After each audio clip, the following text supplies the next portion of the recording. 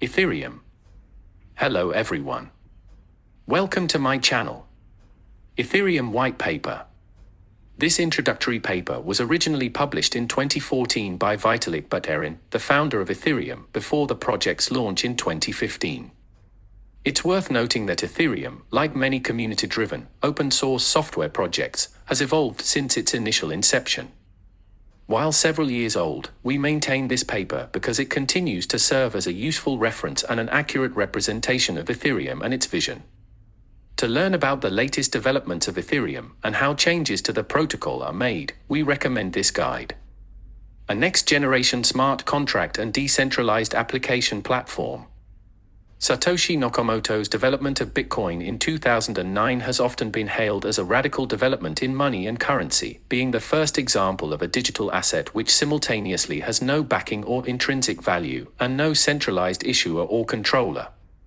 However, another, arguably more important, part of the Bitcoin experiment is the underlying blockchain technology as a tool of distributed consensus, and attention is rapidly starting to shift to this other aspect of Bitcoin.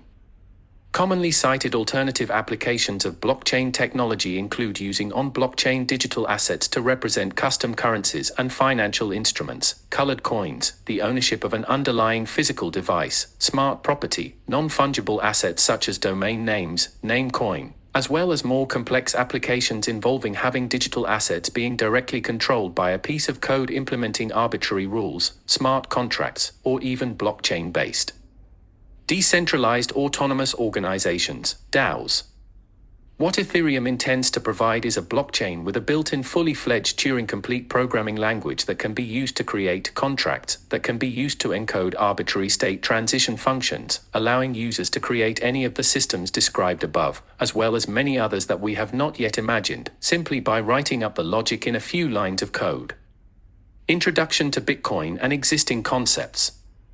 History. The concept of decentralized digital currency, as well as alternative applications like property registries, has been around for decades. The anonymous eCash protocols of the 1980s and the 1990s, mostly reliant on a cryptographic primitive known as Chalmian blinding, provided a currency with a high degree of privacy, but the protocols largely failed to gain traction because of their reliance on a centralized intermediary. In 1998, Wei Dai's B-Money became the first proposal to introduce the idea of creating money through solving computational puzzles as well as decentralized consensus, but the proposal was scant on details as to how decentralized consensus could actually be implemented. In 2005, Hal Finney introduced a concept of reusable proofs of work, a system which uses ideas from B-Money together with Adam Back's computationally difficult hashcash puzzles to create a concept for a cryptocurrency, but once again fell short of the ideal by relying on trusted computing as a back-end. In 2009, a decentralized currency was for the first time implemented in practice by Satoshi Nakamoto, combining established primitives for managing ownership through public key cryptography with a consensus algorithm for keeping track of who owns coins, known as proof of work. The mechanism behind proof of work was a breakthrough in the space because it simultaneously solved two problems. First, it provided a simple and moderately effective consensus algorithm, allowing nodes in the network to collectively agree on a set of canonical updates to the state of the Bitcoin ledger. Second, it provided a mechanism for allowing free entry into the consensus process, solving the political problem of deciding who gets to influence the consensus, while simultaneously preventing Sybil attacks. It does this by substituting a formal barrier to participation, such as the requirement to be registered as a unique entity on a particular list, with an economic barrier. The weight of a single node in the consensus voting process is directly proportional to the computing power that the node brings. Since then, an alternative approach has been proposed called proof of stake, calculating the weight of a node as being proportional to its currency holdings and not computational resources. The discussion of the relative merits of the two approaches is beyond the scope of this paper, but it should be noted that both approaches can be used to serve as the backbone of a cryptocurrency. Bitcoin as a state transition system. From a technical standpoint, the ledger of a cryptocurrency such as Bitcoin can be thought of as a state transition system, where there is a state consisting of the ownership status of all existing Bitcoins and a state transition function that takes a state and a transaction and outputs a new state which is the result. In a standard banking system, for example, the state is a balance sheet, a transaction is a request to move $X from A to B, and the state transition function reduces the value in A's account by $X and increases the value in B's account by $X. If A's account has less than $X in the first place, the state transition function returns an error. Hence, one can formally define in the banking system defined above.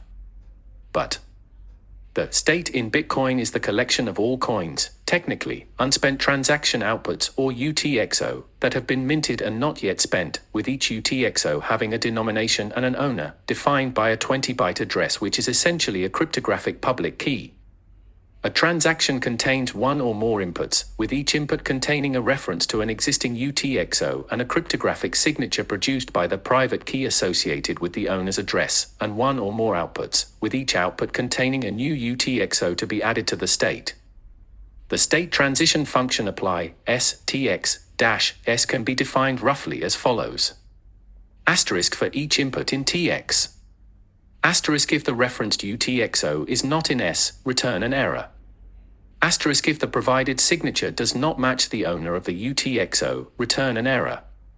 Asterisk if the sum of the denominations of all input UTXO is less than the sum of the denominations of all output UTXO, return an error. Asterisk return S with all input UTXO removed and all output UTXO added. The first half of the first step prevents transaction senders from spending coins that do not exist. The second half of the first step prevents transaction senders from spending other people's coins, and the second step enforces conservation of value. In order to use this for payment, the protocol is as follows. Suppose Alice wants to send 11.7 BTC to Bob. First, Alice will look for a set of available UTXO that she owns that totals up to at least 11.7 BTC. Realistically, Alice will not be able to get exactly 11.7 BTC, say that the smallest she can get is 6 plus 4 plus 2 is equal to 12. She then creates a transaction with those 3 inputs and 2 outputs. The first output will be 11.7 BTC with Bob's address as its owner, and the second output will be the remaining 0.3 BTC change, with the owner being Alice herself. Mining. If we had access to a trustworthy centralized service, this system would be trivial to implement. It could simply be coded exactly as described, using a centralized server's hard drive to keep track of the state. However, with Bitcoin we are trying to build a decentralized currency system, so we will need to combine the state transaction system with a consensus system in order to ensure that everyone agrees on the order of transactions. Bitcoin's decentralized consensus process requires nodes in the network to continuously attempt to produce packages of transactions called blocks. The network is intended to produce roughly one block every 10 minutes, with each block containing a timestamp, a nonce, a reference to, i.e. hash of, the previous block and a list of all of the transactions that have taken place since the previous block. Over time, this creates a persistent, ever-growing blockchain that constantly updates to represent the latest state of the Bitcoin ledger. The algorithm for checking if a block is valid, expressed in this paradigm, is as follows. Asterisk check if the previous block referenced by the block exists and is valid. Asterisk check that the timestamp of the block is greater than that of the previous block and less than 2 hours into the future. Asterisk check that the proof of work on the block is valid. Asterisk let S0 be the state at the end of the previous block. Asterisk suppose TX is the block's transaction list with n transactions. For all I in 0, n1, set S, I plus 1, equals apply, S, I, TX, I, if any application returns an error, exit and return false. Asterisk return true, and register S, n, as the state at the end of this block. Essentially, each transaction in the block must provide a valid state transition from what was the canonical state before the transaction was executed to some new state. Note that the state is not encoded in the block in any way, it is purely an abstraction to be remembered by the validating node and can only be, securely, computed for any block by starting from the genesis state and sequentially applying every transaction in every block. Additionally, note that the order in which the miner includes transactions into the block matters. If there are 2 transactions A and B in a block such that B spends a UTXO created by A, then the block will be valid if A comes before B but not otherwise. The one that validity condition present in the above list that is not found in other systems is the requirement for proof of work. The precise condition is that the double SHA-256 hash of every block, treated as a 256-bit number, must be less than a dynamically adjusted target, which as of the time of this writing is approximately 2 to the power of 187th. The purpose of this is to make block creation computationally hard, thereby preventing Sybil attackers from remaking the entire blockchain in their favor. Because SHA-256 is designed to be a completely unpredictable pseudorandom function, the only way to create a valid block is simply trial and error, repeatedly incrementing the nonce and seeing if the new hash matches. At the current target of ~2187, the network must make an average of ~269 tries before a valid block is found. In general, the target is recalibrated by the network every 2016 blocks so that on average a new block is produced by some node in the network every 10 minutes. In order to compensate miners for this computational work, the miner of every block is entitled to include a transaction giving themselves 25 BTC out of nowhere. Additionally, if any transaction has a higher total denomination in its inputs than in its outputs, the difference also goes to the miner as a transaction fee. Incidentally, this is also the only mechanism by which BTC are issued. The Genesis state contained no coins at all.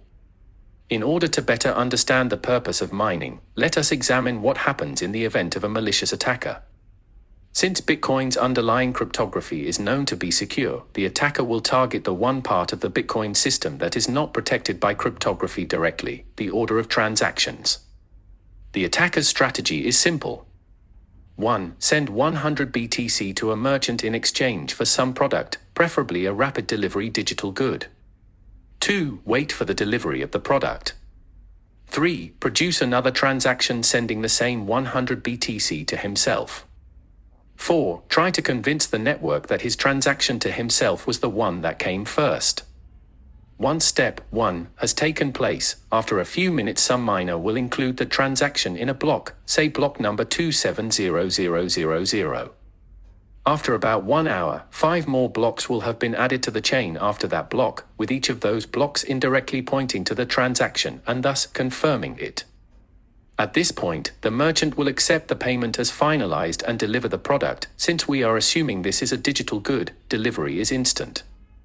Now, the attacker creates another transaction sending the 100 BTC to himself. If the attacker simply releases it into the wild, the transaction will not be processed. Miners will attempt to run apply STX and notice that TX consumes a UTXO which is no longer in the state. So instead, the attacker creates a fork of the blockchain, starting by mining another version of block 270000 pointing to the same block 269,999 as a parent but with the new transaction in place of the old one. Because the block data is different, this requires redoing the proof of work.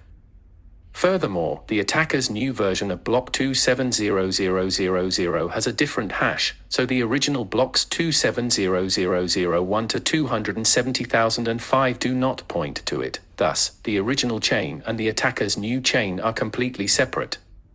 The rule is that in a fork the longest blockchain is taken to be the truth, and so legitimate miners will work on the 270005 chain, while the attacker alone is working on the 270,000 chain.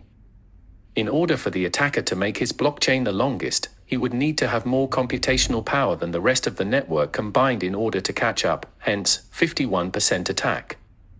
Merkle trees. Left, it suffices to present only a small number of nodes in a Merkle tree to give a proof of the validity of a branch. Right, any attempt to change any part of the Merkle tree will eventually lead to an inconsistency somewhere up the chain. An important scalability feature of Bitcoin is that the block is stored in a multi-level data structure.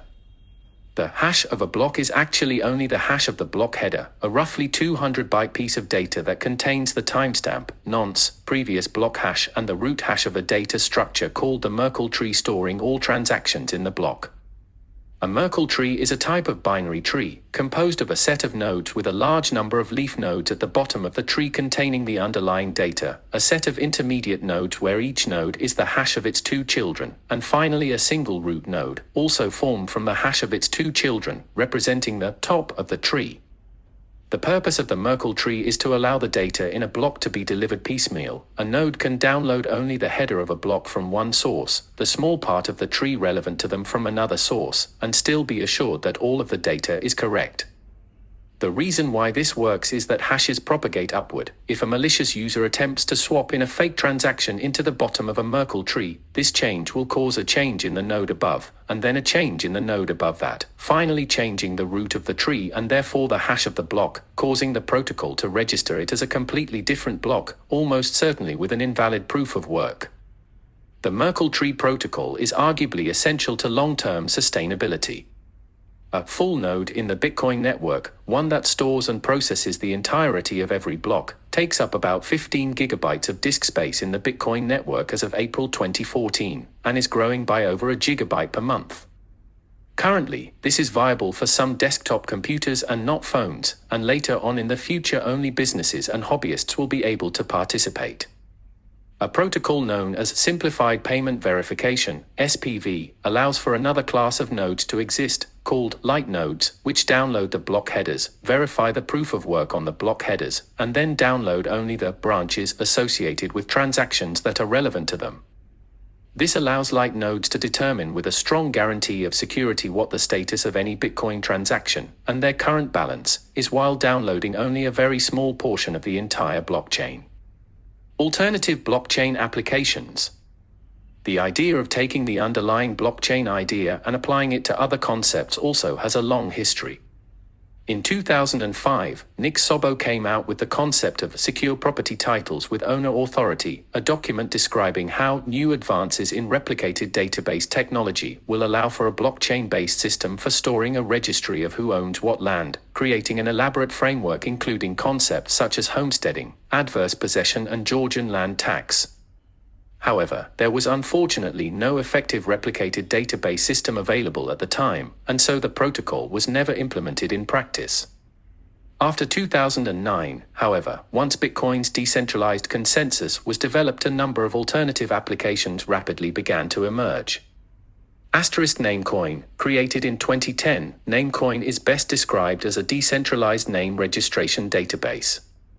In decentralized protocols like Tor, Bitcoin and Bitmessage, there needs to be some way of identifying accounts so that other people can interact with them, but in all existing solutions the only kind of identifier available is a pseudo-random hash like 1LW79WP5ZBQAHW1JL5TCIBCRHQYT-HAGUWY. Ideally, one would like to be able to have an account with a name like George. However, the problem is that if one person can create an account named George, then someone else can use the same process to register George for themselves as well and impersonate them. The only solution is a first-to-file paradigm, where the first registrar succeeds and the second fails, a problem perfectly suited for the Bitcoin consensus protocol. Namecoin is the oldest and most successful implementation of a name registration system using such an idea. Colored coins. The purpose of colored coins is to serve as a protocol to allow people to create their own digital currencies, or, in the important trivial case of a currency with one unit, digital tokens, on the Bitcoin blockchain. In the colored coins protocol, one issues a new currency by publicly assigning a color to a specific Bitcoin UTXO, and the protocol recursively defines the color of other UTXO to be the same as the color of the inputs that the transaction creating them spent. Some special rules apply in the case of mixed color inputs.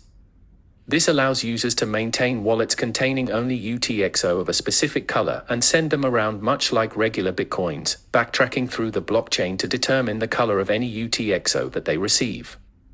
Metacoins. The idea behind a metacoin is to have a protocol that lives on top of Bitcoin, using Bitcoin transactions to store metacoin transactions but having a different state transition function apply. Because the Metacoin protocol cannot prevent invalid Metacoin transactions from appearing in the Bitcoin blockchain, a rule is added that if apply STX returns an error, the protocol defaults to apply STX equals S. This provides an easy mechanism for creating an arbitrary cryptocurrency protocol, potentially with advanced features that cannot be implemented inside of Bitcoin itself, but with a very low development cost since the complexities of mining and networking are already handled by the Bitcoin protocol. Metacoins have been used to implement some classes of financial contracts, name registration, and decentralized exchange. Thus, in general, there are two approaches toward building a consensus protocol: building an independent network, and building a protocol on top of Bitcoin. The former approach, while reasonably successful in the case of applications like Namecoin, is difficult to implement. Each individual implementation needs to bootstrap an independent blockchain, as well as building and testing all of the necessary state transition and networking code. Additionally, we predict that the set of applications for decentralized consensus technology will follow a power law distribution where the vast majority of applications would be too small to warrant their own blockchain, and we note that there exist large classes of decentralized applications, particularly decentralized autonomous organizations, that need to interact with each other. The Bitcoin-based approach, on the other hand, has the flaw that it does not inherit the simplified payment verification features of Bitcoin. SPV works for Bitcoin because it can use blockchain depth as a proxy for validity. At some point, once the ancestors of a transaction go far enough back, it is safe to say that they were legitimately part of the state. Blockchain-based metaprotocols, on the other hand, cannot force the blockchain not to include transactions that are not valid within the context of their own protocols. Hence, a fully secure SPV metaprotocol implementation would need to backward scan all the way to the beginning of the Bitcoin blockchain to determine whether or not certain transactions are valid. Currently, all light implementations of Bitcoin-based metaprotocols rely on a trusted server to provide the data, arguably a highly suboptimal result, especially when one of the primary purposes of a cryptocurrency is to eliminate the need for trust. Scripting. Even without any extensions, the Bitcoin protocol actually does facilitate a weak version of a concept of smart contracts. UTXO in Bitcoin can be owned not just by a public key, but also by a more complicated script expressed in a simple stack-based programming language. In this paradigm, a transaction spending that UTXO must provide data that satisfies the script. Indeed, even the basic public key ownership mechanism is implemented via a script. The script takes an elliptic curve signature as input, verifies it against the transaction and the address that owns the UTXO, and returns 1 if the verification is successful and 0 otherwise. Other, more complicated, scripts exist for various additional use cases. For example, one can construct a script that requires signatures from 2 out of a given 3 private keys to validate. Multisig, a setup useful for corporate accounts, secure savings accounts, and some merchant escrow situations. Scripts can also be used to pay bounties for solutions to computational problems, and one can even construct a script that says something like, "This Bitcoin UTXO is yours if you can provide an SPV proof that you sent a Dogecoin transaction of this denomination to me," essentially allowing decentralized cross-cryptocurrency exchange. However, the scripting language as implemented in Bitcoin has several important limitations. Lack of Turing completeness, that is to say, while there is a large subset of computation that the Bitcoin scripting language supports, it does not nearly support everything. The main category that is missing is loops. This is done to avoid infinite loops during transaction verification. Theoretically, it is a surmountable obstacle for script programmers, since any loop can be simulated by simply repeating the underlying code many times with an if statement, but it does lead to scripts that are very space inefficient. For example, implementing an alternative elliptic curve signature algorithm would likely require 256 repeated multiplication rounds, all individually included in the code. Value blindness, there is no way for a UTXO script to provide fine-grained control over the amount that can be withdrawn. For example, one powerful use case of an Oracle contract would be a hedging contract, where A and B put in $1,000 worth of BTC, and after 30 days the script sends $1,000 worth of BTC to A and the rest to B. This would require an oracle to determine the value of 1 BTC in USD, but even then it is a massive improvement in terms of trust and infrastructure requirement over the fully centralized solutions that are available now. However, because UTXO are all or nothing, the only way to achieve this is through the very inefficient hack of having many UTXO of varying denominations. For example, one UTXO of 2K for every K up to 30, and having O pick which UTXO to send to A and which to B. Lack of state, UTXO can either be spent or unspent. There is no opportunity for multistage contracts or scripts which keep any other internal state beyond that. This makes it hard to make multistage options contracts, decentralized exchange offers, or two-stage cryptographic commitment protocols, necessary for secure computational bounties. It also means that UTXO can only be used to build simple, one-off contracts and not more complex, stateful contracts such as decentralized organizations, and makes meta-protocols difficult to implement. Binary state combined with value blindness also mean that another important application, withdrawal limits, is impossible. Asterisk blockchain blindness, UTXO are blind to blockchain data such as the nonce, the timestamp and previous block hash.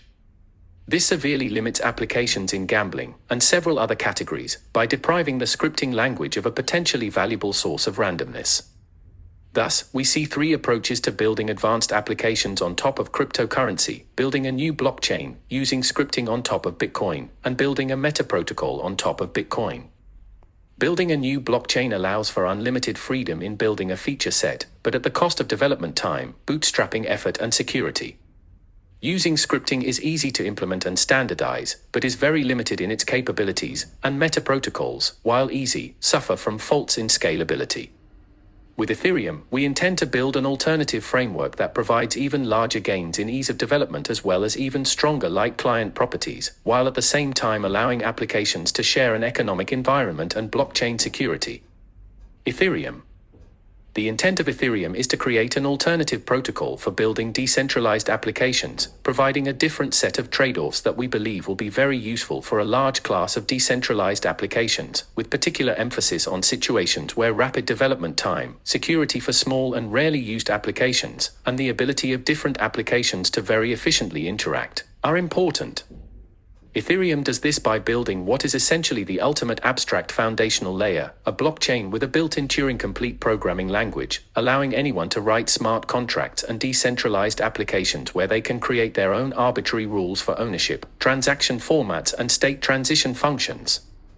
A bare-bones version of Namecoin can be written in 2 lines of code, and other protocols like currencies and reputation systems can be built in under 20.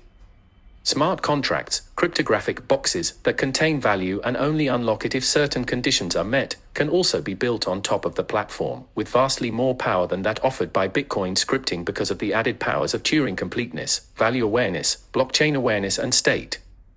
Ethereum accounts.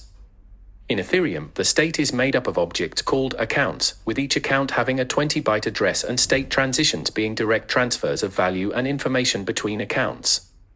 An Ethereum account contains 4 fields. Asterisk the nonce, a counter used to make sure each transaction can only be processed once. Asterisk the account's current Ether balance. Asterisk the account's contract code, if present. Asterisk the account storage, empty by default.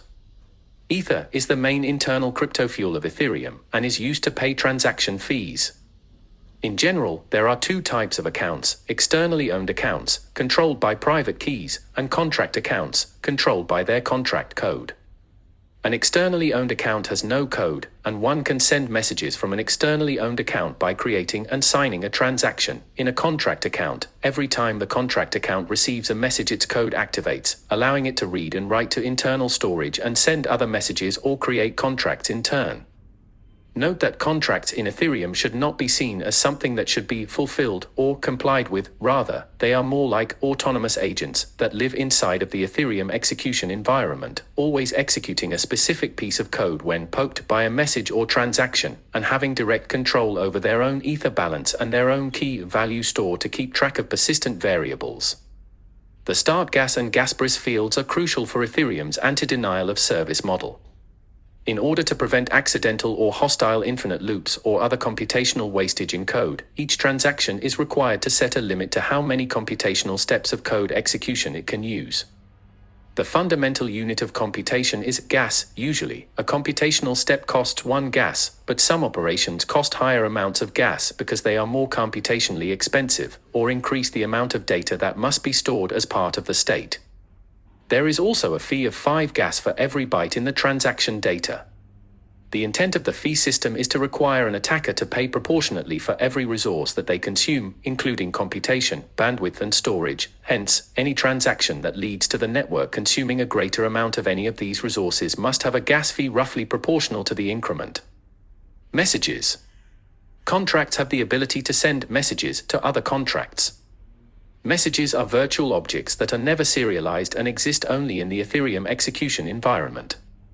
A message contains Asterisk the sender of the message. Implicit. Asterisk the recipient of the message. Asterisk the amount of ether to transfer alongside the message. Asterisk an optional data field. Asterisk a start gas value. Essentially, a message is like a transaction, except it is produced by a contract and not an external actor. A message is produced when a contract currently executing code executes the call opcode, which produces and executes a message. Like a transaction, a message leads to the recipient account running its code. Thus, contracts can have relationships with other contracts in exactly the same way that external actors can. Note that the gas allowance assigned by a transaction or contract applies to the total gas consumed by that transaction and all sub-executions. For example, if an external actor A sends a transaction to B with 1000 gas, and B consumes 600 gas before sending a message to C, and the internal execution of C consumes 300 gas before returning, then B can spend another 100 gas before running out of gas. Ethereum state transition function. The Ethereum state transition function, apply STX-S, can be defined as follows. Asterisk check if the transaction is well formed, i.e. has the right number of values, the signature is valid, and the nonce matches the nonce in the sender's account. If not, return an error.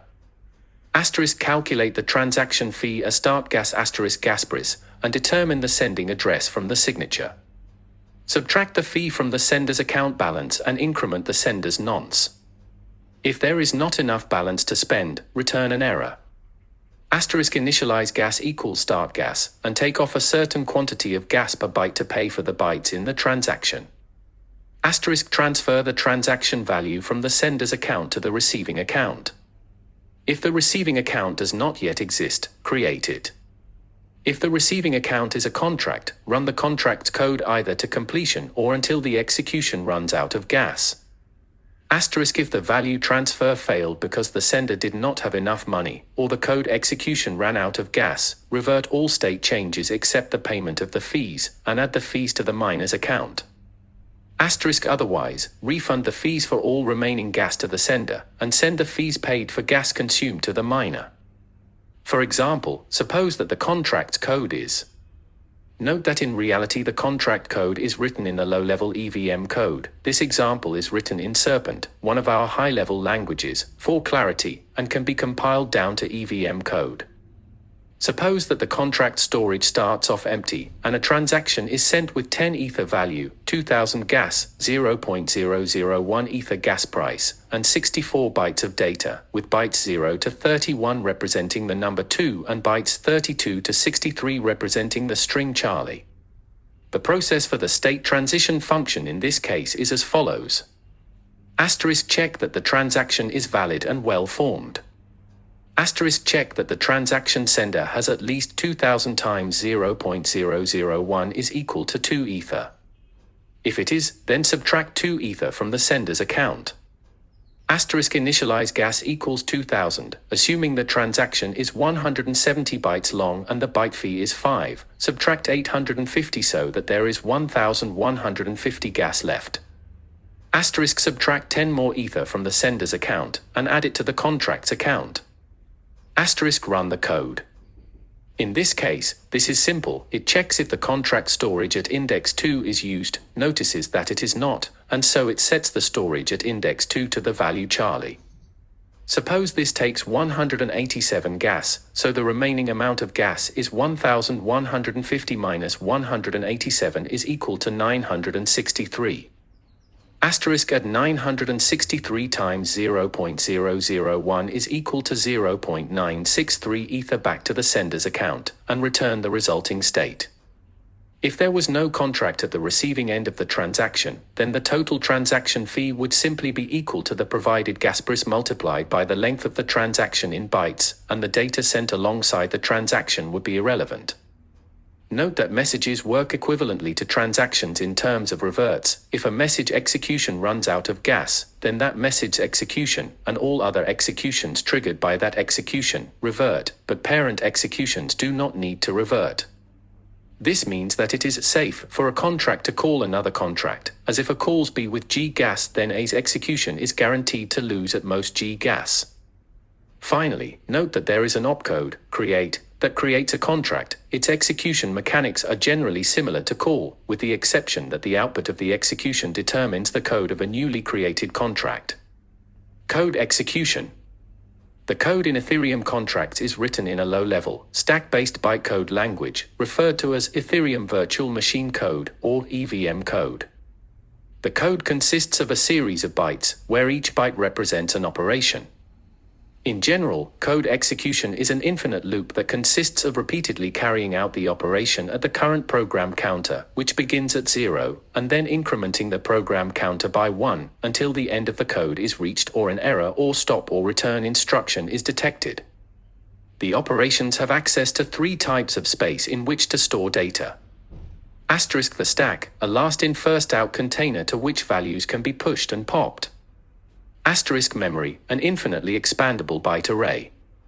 Asterisk the contract's long-term storage, a key value store. Unlike stack and memory, which reset after computation ends, storage persists for the long term. The code can also access the value, sender and data of the incoming message, as well as block header data, and the code can also return a byte array of data as an output. The formal execution model of EVM code is surprisingly simple. While the Ethereum virtual machine is running, its full computational state can be defined by the tuple, block_state, transaction, message, code, memory, stack, PC, gas, where block_state is the global state containing all accounts and includes balances and storage. At the start of every round of execution, the current instruction is found by taking the PCTH byte of code, or 0 if PC equals len code, and each instruction has its own definition in terms of how it affects the tuple. For example, ADD pops 2 items off the stack and pushes their sum, reduces gas by 1 and increments PC by 1, and store pushes the top 2 items off the stack and inserts the second item into the contract storage at the index specified by the first item. Although there are many ways to optimize Ethereum virtual machine execution via just-in-time compilation, a basic implementation of Ethereum can be done in a few hundred lines of code. Blockchain and mining. The Ethereum blockchain is in many ways similar to the Bitcoin blockchain, although it does have some differences. The main difference between Ethereum and Bitcoin with regard to the blockchain architecture is that, unlike Bitcoin, Ethereum blocks contain a copy of both the transaction list and the most recent state. Aside from that, 2 other values, the block number and the difficulty, are also stored in the block. The basic block validation algorithm in Ethereum is as follows. Asterisk check if the previous block referenced exists and is valid. Asterisk check that the timestamp of the block is greater than that of the referenced previous block and less than 15 minutes into the future. Asterisk check that the block number, difficulty, transaction root, uncle root and gas limit, various low-level Ethereum-specific concepts, are valid. Asterisk check that the proof of work on the block is valid. Asterisk let S0 be the state at the end of the previous block. Asterisk let TX be the block's transaction list, with n transactions. For all I in 0, n1, set S, I plus 1, equals apply, S, I, TX, I. If any applications returns an error, or if the total gas consumed in the block up until this point exceeds the gas limit, return an error. Asterisk let S_final be S, n, but adding the block reward paid to the miner. Asterisk check if the Merkle tree root of the state S_final is equal to the final state root provided in the block header. If it is, the block is valid, otherwise, it is not valid. The approach may seem highly inefficient at first glance because it needs to store the entire state with each block, but in reality efficiency should be comparable to that of Bitcoin.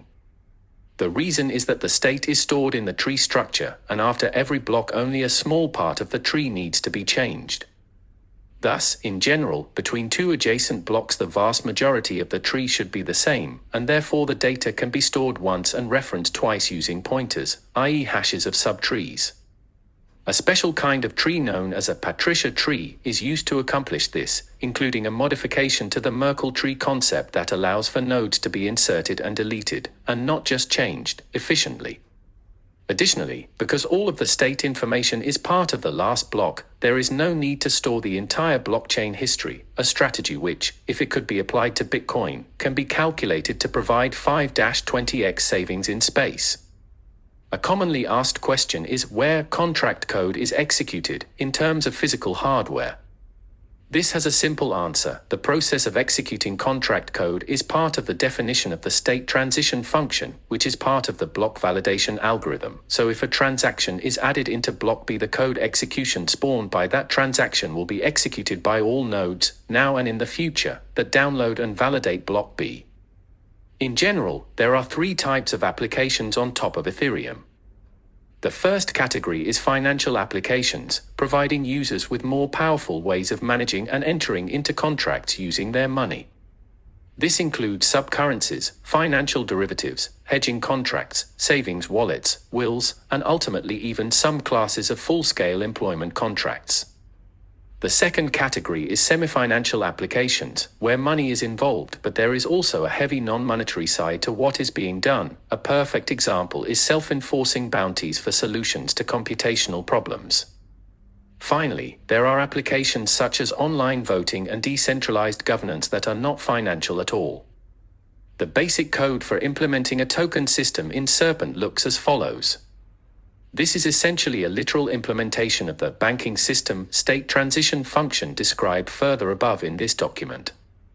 A few extra lines of code need to be added to provide for the initial step of distributing the currency units in the first place and a few other edge cases, and ideally a function would be added to let other contracts query for the balance of an address. But that's all there is to it. Theoretically, Ethereum-based token systems acting as subcurrencies can potentially include another important feature that on-chain Bitcoin-based metacurrencies lack, the ability to pay transaction fees directly in that currency. The way this would be implemented is that the contract would maintain an Ether balance with which it would refund Ether used to pay fees to the sender, and it would refill this balance by collecting the internal currency units that it takes in fees and reselling them in a constant running auction. Users would thus need to activate their accounts with Ether, but once the Ether is there it would be reusable because the contract would refund it each time. Financial derivatives and stable value currencies. Financial derivatives are the most common application of a smart contract, and one of the simplest to implement in code. The main challenge in implementing financial contracts is that the majority of them require reference to an external price ticker. For example, a very desirable application is a smart contract that hedges against the volatility of Ether, or another cryptocurrency, with respect to the US dollar, but doing this requires the contract to know what the value of ETH/USD is. The simplest way to do this is through a data feed contract maintained by a specific party, for example, Nasdaq, designed so that that party has the ability to update the contract as needed, and providing an interface that allows other contracts to send a message to that contract and get back a response that provides the price. Given that critical ingredient, the hedging contract would look as follows. 1. Wait for party A to input 1000 Ether. 2. Wait for party B to input 1000 Ether. 3. Record the USD value of 1000 Ether, calculated by querying the data feed contract, in storage, say this is $X. 4. After 30 days, allow A or B to reactivate the contract in order to send $X worth of Ether, calculated by querying the data feed contract again to get the new price, to A and the rest to B. Such a contract would have significant potential in crypto commerce. One of the main problems cited about cryptocurrency is the fact that it's volatile. Although many users and merchants may want the security and convenience of dealing with cryptographic assets, they may not wish to face that prospect of losing 23% of the value of their funds in a single day. Up until now, the most commonly proposed solution has been issuer-backed assets. The idea is that an issuer creates a subcurrency in which they have the right to issue and revoke units, and provide 1 unit of the currency to anyone who provides them, offline, with 1 unit of a specified underlying asset, for example, gold, USD. The issuer then promises to provide 1 unit of the underlying asset to anyone who sends back 1 unit of the crypto asset. This mechanism allows any non-cryptographic asset to be uplifted into a cryptographic asset, provided that the issuer can be trusted.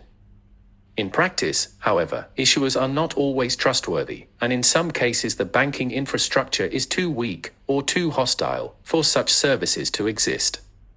Financial derivatives provide an alternative. Here, instead of a single issuer providing the funds to back up an asset, a decentralized market of speculators betting that the price of a cryptographic reference asset, for example, ETH, will go up, plays that role.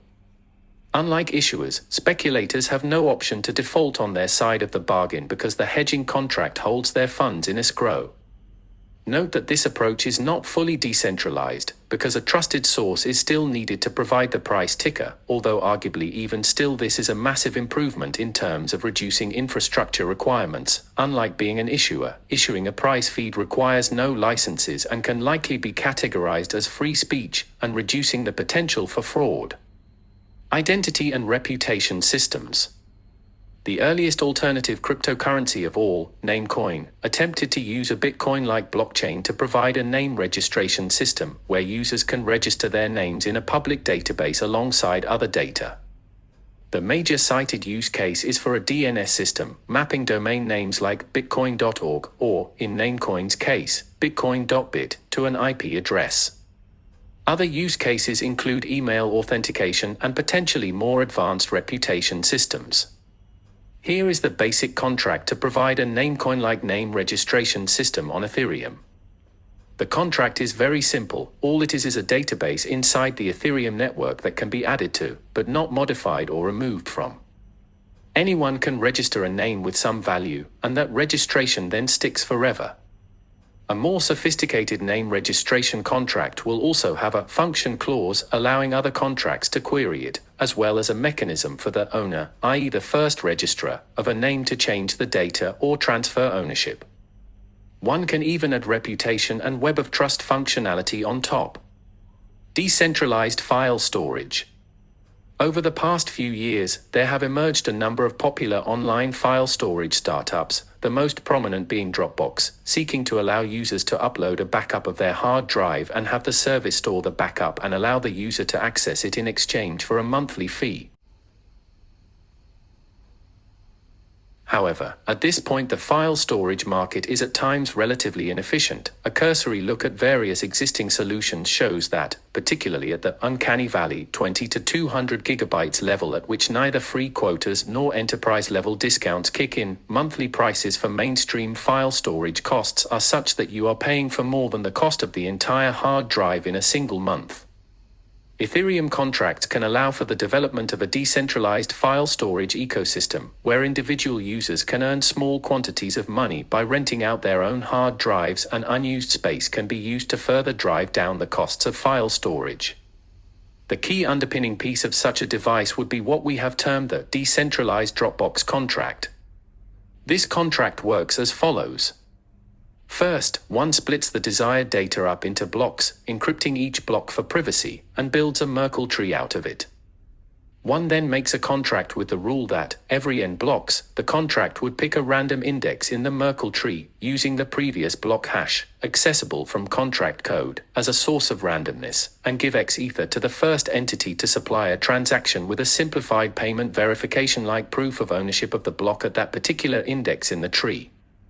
When a user wants to re-download their file, they can use a micropayment channel protocol, for example. Pay 1 SOBO per 32 kilobytes to recover the file. The most fee-efficient approach is for the pair not to publish the transaction until the end, instead replacing the transaction with a slightly more lucrative one with the same nonce after every 32 kilobytes. An important feature of the protocol is that, although it may seem like one is trusting many random nodes not to decide to forget the file, one can reduce that risk down to near zero by splitting the file into many pieces via secret sharing, and watching the contracts to see each piece is still in some node's possession. If a contract is still paying out money, that provides a cryptographic proof that someone out there is still storing the file. Decentralized autonomous organizations. The general concept of a decentralized autonomous organization is that of a virtual entity that has a certain set of members or shareholders which, perhaps with a 67% majority, have the right to spend the entity's funds and modify its code. The members would collectively decide on how the organization should allocate its funds. Methods for allocating a DAO's funds could range from bounties, salaries to even more exotic mechanisms such as an internal currency to reward work. This essentially replicates the legal trappings of a traditional company or non-profit, but using only cryptographic blockchain technology for enforcement. So far, much of the talk around DAOs has been around the capitalist model of a decentralized autonomous corporation, DAC, with dividend-receiving shareholders and tradable shares. An alternative, perhaps described as a decentralized autonomous community, would have all members have an equal share in the decision-making and require 67% of existing members to agree to add or remove a member. The requirement that one person can only have one membership would then need to be enforced collectively by the group. A general outline for how to code a DAO is as follows. The simplest design is simply a piece of self-modifying code that changes if 2/3 of members agree on a change.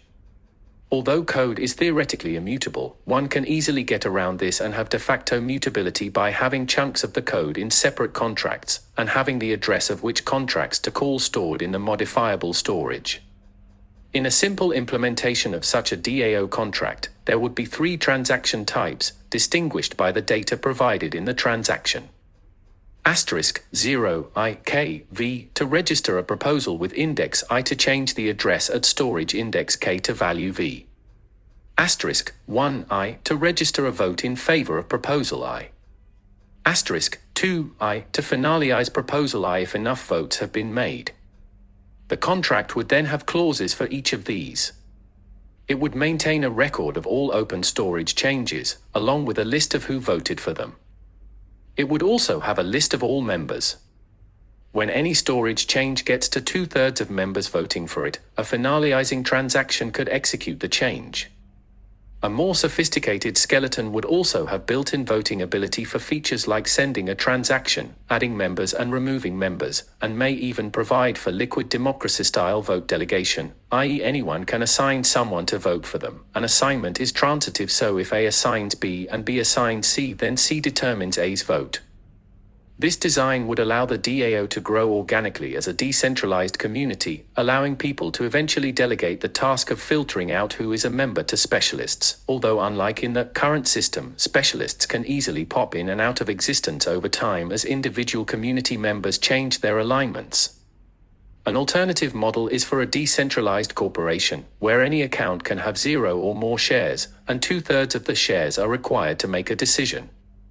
A complete skeleton would involve asset management functionality, the ability to make an offer to buy or sell shares, and the ability to accept offers, preferably with an order matching mechanism inside the contract.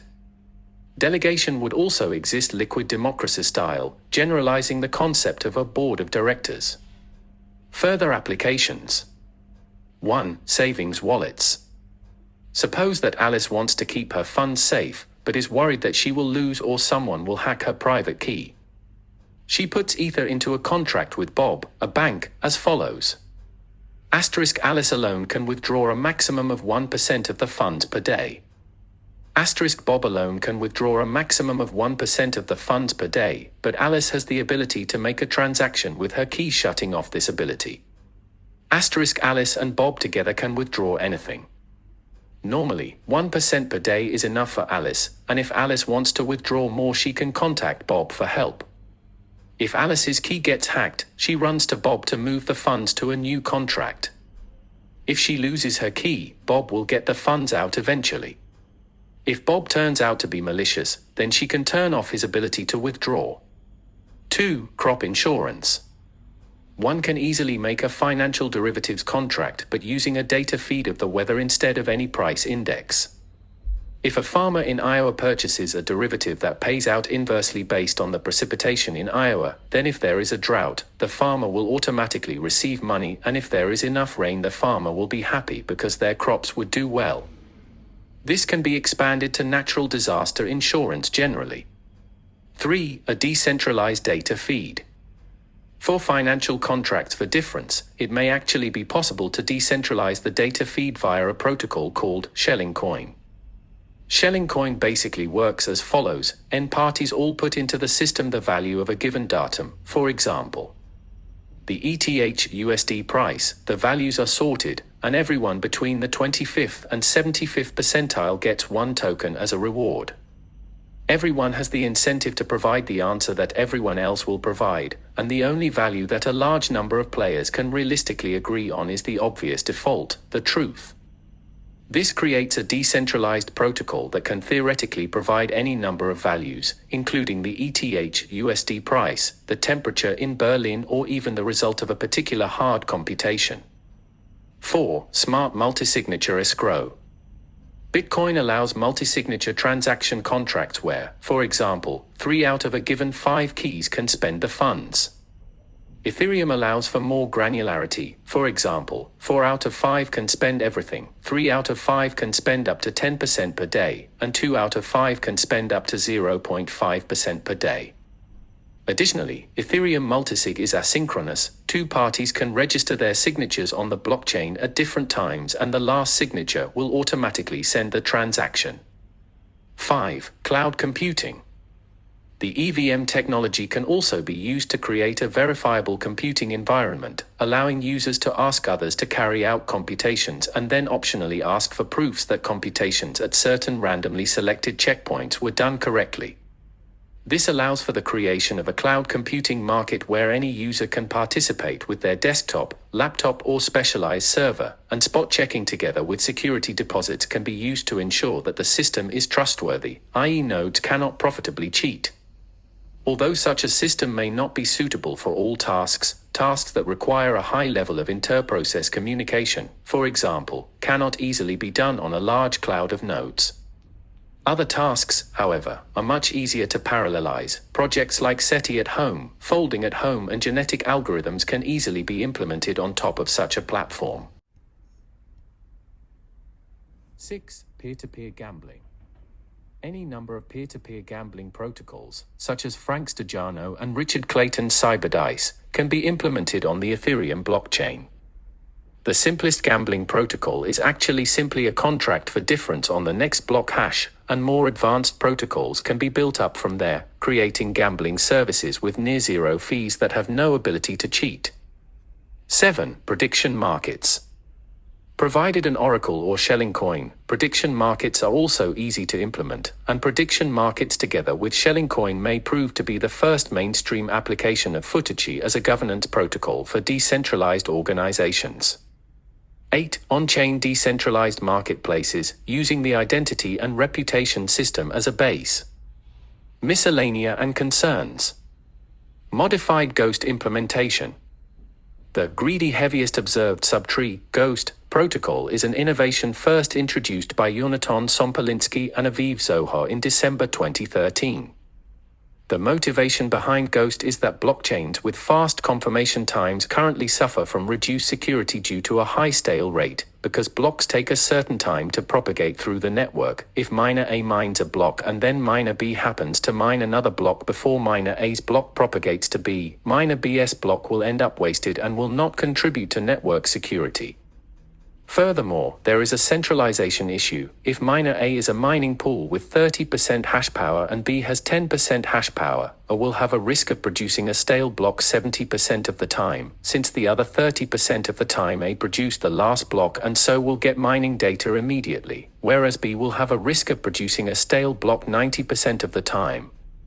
Thus, if the block interval is short enough for the stale rate to be high, A will be substantially more efficient simply by virtue of its size. With these two effects combined, blockchains which produce blocks quickly are very likely to lead to one mining pool having a large enough percentage of the network hash power to have de facto control over the mining process. As described by Sompolinsky and Zohar, Ghost solves the first issue of network security loss by including stale blocks in the calculation of which chain is the longest, that is to say, not just the parent and further ancestors of a block, but also the stale descendants of the block's ancestor, in Ethereum jargon, uncles, are added to the calculation of which block has the largest total proof of work backing it. To solve the second issue of centralization bias, we go beyond the protocol described by Sompolinsky and Zoho, and also provide block rewards to stales. A stale block receives 87.5% of its base reward, and the nephew that includes the stale block receives the remaining 12.5%. Transaction fees, however, are not awarded to uncles. Ethereum implements a simplified version of Ghost which only goes down 7 levels. Specifically, it is defined as follows. *A block must specify a parent, and it must specify 0 or more uncles. *An uncle included in block B must have the following properties. It must be a direct child of the kth generation ancestor of B, where 2 equals k equals 7. It cannot be an ancestor of B. An uncle must be a valid block header, but does not need to be a previously verified or even valid block. An uncle must be different from all uncles included in previous blocks and all other uncles included in the same block, non-double inclusion. For every uncle U in block B, the miner of B gets an additional 3.125% added to its Coinbase reward, and the miner of U gets 93.75% of a standard Coinbase reward. This limited version of Ghost, with uncles includable only up to 7 generations, was used for 2 reasons. First, unlimited Ghost would include too many complications into the calculation of which uncles for a given block are valid. Second, unlimited Ghost with compensation as used in Ethereum removes the incentive for a miner to mine on the main chain and not the chain of a public attacker. Fees. Because every transaction published into the blockchain imposes on the network the cost of needing to download and verify it, there is a need for some regulatory mechanism, typically involving transaction fees, to prevent abuse. The default approach, used in Bitcoin, is to have purely voluntary fees, relying on miners to act as the gatekeepers and set dynamic minimums. This approach has been received very favorably in the Bitcoin community, particularly because it is market-based, allowing supply and demand between miners and transaction senders determine the price. The problem with this line of reasoning is, however, that transaction processing is not a market, although it is intuitively attractive to construe transaction processing as a service that the miner is offering to the sender. In reality, every transaction that a miner includes will need to be processed by every node in the network. So the vast majority of the cost of transaction processing is borne by third parties and not the miner that is making the decision of whether or not to include it. Hence, tragedy of the commons problems are very likely to occur. However, as it turns out, this flaw in the market-based mechanism, when given a particular inaccurate simplifying assumption, magically cancels itself out. The argument is as follows. Suppose that *A transaction leads to K operations, offering the reward KR to any miner that includes it, where R is set by the sender and K and R are, roughly, visible to the miner beforehand. An operation has a processing cost of C to any node, i.e. all nodes have equal efficiency. There are n mining nodes, each with exactly equal processing power, i.e. 1 n of total. No non-mining full nodes exist. A miner would be willing to process a transaction if the expected reward is greater than the cost. Thus, the expected reward is KRN since the miner has a 1n chance of processing the next block, and the processing cost for the miner is simply KC. Hence, miners will include transactions where KRN, KC, or R, NC. Note that R is the operation fee provided by the sender, and is thus a lower bound on the benefit that the sender derives from the transaction, and NC is the cost to the entire network together of processing an operation. Hence, miners have the incentive to include only those transactions for which the total utilitarian benefit exceeds the cost. However, there are several important deviations from those assumptions in reality. 1. The miner does pay a higher cost to process the transaction than the other verifying nodes, since the extra verification time delays block propagation and thus increases the chance the block will become a stale. 2. There do exist non-mining full nodes.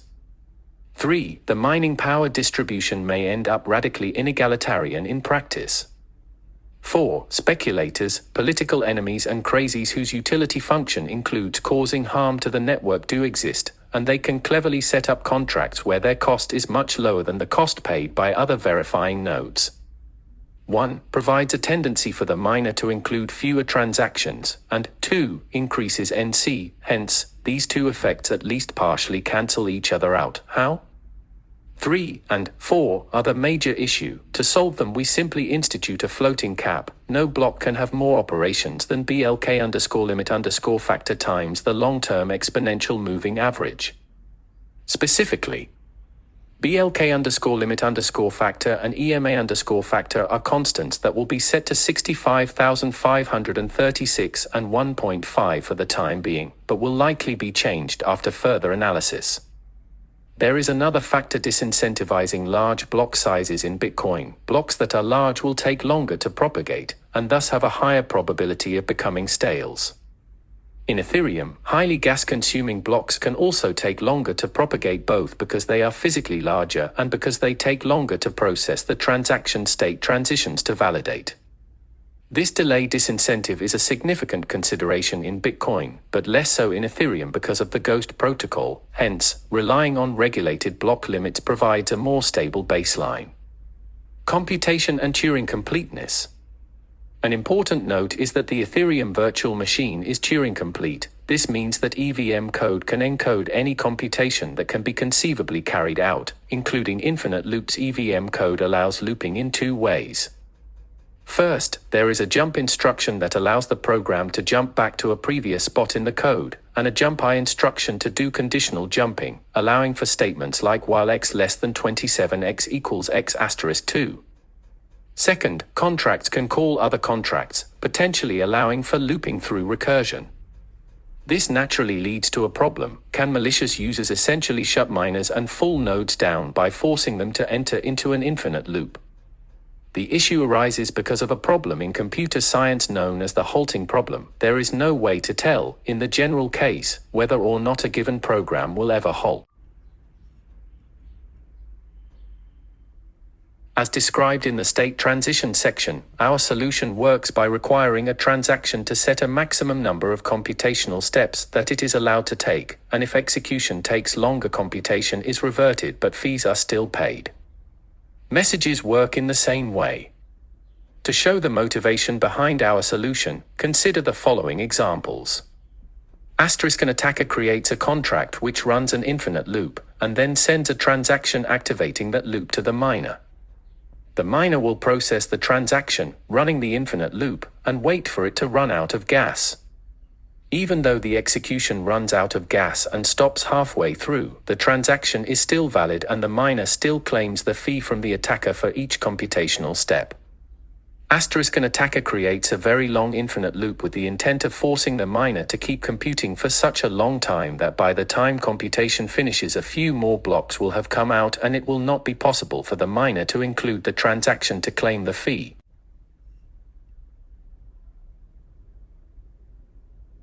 However, the attacker will be required to submit a value for start gas limiting the number of computational steps that execution can take, so the miner will know ahead of time that the computation will take an excessively large number of steps. An attacker sees a contract with code of some form like send a contract.storage a contract.storage a equals 0, and sends a transaction with just enough gas to run the first step but not the second, i.e. making a withdrawal but not letting the balance go down. The contract author does not need to worry about protecting against such attacks, because if execution stops halfway through, the changes get reverted. A financial contract works by taking the median of 9 proprietary data feeds in order to minimize risk. An attacker takes over one of the data feeds, which is designed to be modifiable via the variable address call mechanism described in the section on DAOs, and converts it to run an infinite loop, thereby attempting to force any attempts to claim funds from the financial contract to run out of gas. However, the financial contract can set a gas limit on the message to prevent this problem. The alternative to Turing completeness is Turing incompleteness, where jump and jump I do not exist and only one copy of each contract is allowed to exist in the call stack at any given time. With this system, the fee system described and the uncertainties around the effectiveness of our solution might not be necessary, as the cost of executing a contract would be bounded above by its size. Additionally, Turing incompleteness is not even that big a limitation. Out of all the contract examples we have conceived internally, so far only one required a loop, and even that loop could be removed by making 26 repetitions of a one-line piece of code. Given the serious implications of Turing completeness, and the limited benefit, why not simply have a Turing incomplete language? In reality, however, Turing incompleteness is far from a neat solution to the problem. To see why, consider the following contracts. Now, send a transaction to A. Thus, in 51 transactions, we have a contract that takes up 250 computational steps. Miners could try to detect such logic bombs ahead of time by maintaining a value alongside each contract specifying the maximum number of computational steps that it can take, and calculating this for contracts calling other contracts recursively, but that would require miners to forbid contracts that create other contracts, since the creation and execution of all 26 contracts above could easily be rolled into a single contract. Another problematic point is that the address field of a message is a variable, so in general it may not even be possible to tell which other contracts a given contract will call ahead of time. Hence, all in all, we have a surprising conclusion: Turing completeness is surprisingly easy to manage, and the lack of Turing completeness is equally surprisingly difficult to manage unless the exact same controls are in place. But in that case, why not just let the protocol be Turing complete? Currency and issuance. The Ethereum network includes its own built-in currency, Ether, which serves the dual purpose of providing a primary liquidity layer to allow for efficient exchange between various types of digital assets and, more importantly, of providing a mechanism for paying transaction fees.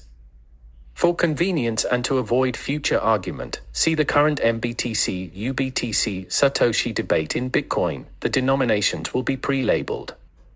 *1, WEI. *1012, SOBO. *1015, FINI. *1018, Ether. This should be taken as an expanded version of the concept of dollars and cents, or BTC and Satoshi. In the near future, we expect Ether to be used for ordinary transactions, FINI for microtransactions, and SOBO and WEI for technical discussions around fees and protocol implementation. The remaining denominations may become useful later and should not be included in clients at this point. The issuance model will be as follows. Ether will be released in a currency sale at the price of 1,000 to 2,000 Ether per BTC, a mechanism intended to fund the Ethereum organization and pay for development that has been used with success by other platforms such as Mastercoin and NXT. Earlier buyers will benefit from larger discounts.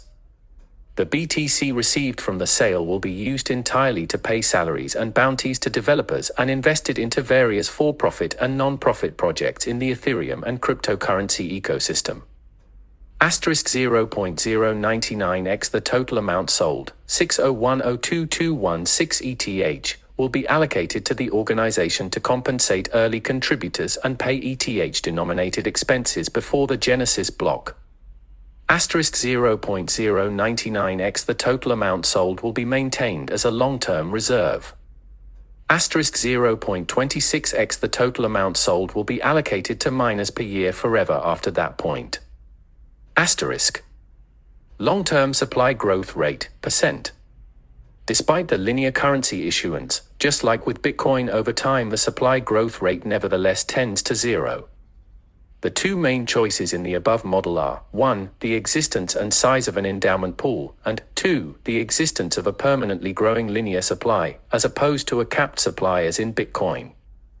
The justification of the endowment pool is as follows.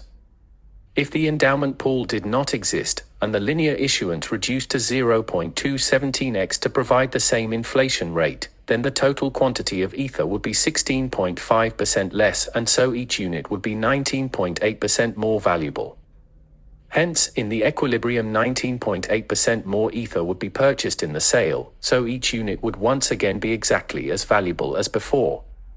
The organization would also then have 1.198x as much BTC, which can be considered to be split into two slices, the original BTC and the additional 0.198x. Hence, this situation is exactly equivalent to the endowment, but with one important difference: the organization holds purely BTC, and so is not incentivized to support the value of the Ether unit. The permanent linear supply growth model reduces the risk of what some see as excessive wealth concentration in Bitcoin, and gives individuals living in present and future eras a fair chance to acquire currency units, while at the same time retaining a strong incentive to obtain and hold Ether because the supply growth rate as a percentage still tends to zero over time. Mining centralization. The Bitcoin mining algorithm works by having miners compute SHA-256 on slightly modified versions of the block header millions of times over and over again, until eventually one node comes up with a version whose hash is less than the target, currently around 2192. However, this mining algorithm is vulnerable to two forms of centralization. First, the mining ecosystem has come to be dominated by ASICs, application-specific integrated circuits, computer chips designed for, and therefore thousands of times more efficient at, the specific task of Bitcoin mining. This means that Bitcoin mining is no longer a highly decentralized and egalitarian pursuit, requiring millions of dollars of capital to effectively participate in. Second, most Bitcoin miners do not actually perform block validation locally. Instead, they rely on a centralized mining pool to provide the block headers. This problem is arguably worse. As of the time of this writing, the top 3 mining pools indirectly control roughly 50% of processing power in the Bitcoin network, although this is mitigated by the fact that miners can switch to other mining pools if a pool or coalition attempts a 51% attack. The current intent at Ethereum is to use a mining algorithm where miners are required to fetch random data from the state, compute some randomly selected transactions from the last n blocks in the blockchain, and return the hash of the result. This has two important benefits. First, Ethereum contracts can include any kind of computation, so an Ethereum ASIC would essentially be an ASIC for general computation, i.e. a better CPU.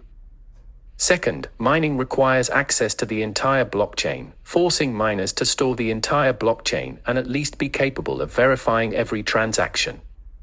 This removes the need for centralized mining pools, although mining pools can still serve the legitimate role of evening out the randomness of reward distribution. This function can be served equally well by peer-to-peer pools with no central control.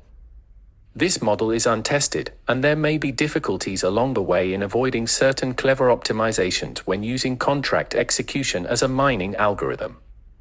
However, one notably interesting feature of this algorithm is that it allows anyone to poison the well by introducing a large number of contracts into the blockchain specifically designed to stymie certain ASICs. The economic incentives exist for ASIC manufacturers to use such a trick to attack each other. Thus, the solution that we are developing is ultimately an adaptive economic human solution rather than purely a technical one. Scalability. One common concern about Ethereum is the issue of scalability. Like Bitcoin, Ethereum suffers from the flaw that every transaction needs to be processed by every node in the network. With Bitcoin, the size of the current blockchain rests at about 15 gigabytes, growing by about 1 megabyte per hour. If the Bitcoin network were to process Visa's 2,000 transactions per second, it would grow by 1 megabyte per 3 seconds, 1 gigabyte per hour, 8 terabytes per year. Ethereum is likely to suffer a similar growth pattern, worsened by the fact that there will be many applications on top of the Ethereum blockchain instead of just a currency, as is the case with Bitcoin, but ameliorated by the fact that Ethereum full nodes need to store just the state instead of the entire blockchain history. The problem with such a large blockchain size is centralization risk. If the blockchain size increases to, say, 100 terabytes, then the likely scenario would be that only a very small number of large businesses would run full nodes, with all regular users using light SPV nodes. In such a situation, there arises the potential concern that the full nodes could band together and all agree to cheat in some profitable fashion. For example, change the block reward, give themselves BTC. Light nodes would have no way of detecting this immediately. Of course, at least one honest full node would likely exist, and after a few hours information about the fraud would trickle out through channels like Reddit, but at that point it would be too late. It would be up to the ordinary users to organize an effort to blacklist the given blocks, a massive and likely infeasible coordination problem on a similar scale as that of pulling off a successful 51% attack. In the case of Bitcoin, this is currently a problem, but there exists a blockchain modification suggested by Peter Todd which will alleviate this issue. In the near term, Ethereum will use two additional strategies to cope with this problem. First, because of the blockchain-based mining algorithms, at least every miner will be forced to be a full node, creating a lower bound on the number of full nodes. Second, and more importantly, however, we will include an intermediate state tree root in the blockchain after processing each transaction. Even if block validation is centralized, as long as one honest verifying node exists, the centralization problem can be circumvented via a verification protocol. If a miner publishes an invalid block, that block must either be badly formatted, or the state S(n) is incorrect. Since S0 is known to be correct, there must be some first state Si that is incorrect where Si1 is correct. The verifying node would provide the index I, along with a proof of invalidity consisting of the subset of Patricia tree nodes needing to process apply Si1 TXI-Si. Nodes would be able to use those nodes to run that part of the computation, and see that the Si generated does not match the Si provided. Another, more sophisticated, attack would involve the malicious miners publishing incomplete blocks, so the full information does not even exist to determine whether or not blocks are valid. The solution to this is a challenge response protocol. Verification nodes issue challenges in the form of target transaction indices, and upon receiving a node, a light node treats the block as untrusted until another node, whether the miner or another verifier, provides a subset of Patricia nodes as a proof of validity. Conclusion. The Ethereum protocol was originally conceived as an upgraded version of a cryptocurrency, providing advanced features such as on-blockchain escrow, withdrawal limits, financial contracts, gambling markets, and the like via a highly generalized programming language. The Ethereum protocol would not support any of the applications directly, but the existence of a Turing-complete programming language means that arbitrary contracts can theoretically be created for any transaction type or application. What is more interesting about Ethereum, however, is that the Ethereum protocol moves far beyond just currency. Protocols around decentralized file storage, decentralized computation, and decentralized prediction markets, among dozens of other such concepts, have the potential to substantially increase the efficiency of the computational industry, and provide a massive boost to other peer-to-peer protocols by adding for the first time an economic layer. Finally, there is also a substantial array of applications that have nothing to do with money at all. The concept of an arbitrary state transition function as implemented by the Ethereum protocol provides for a platform with unique potential, rather than being a closed-ended, single-purpose protocol intended for a specific array of applications in data storage, gambling, or finance. Ethereum is open-ended by design, and we believe that it is extremely well-suited to serving as a foundational layer for a very large number of both financial and non-financial protocols in the years to come. Thank you for watching. Please subscribe to my channel.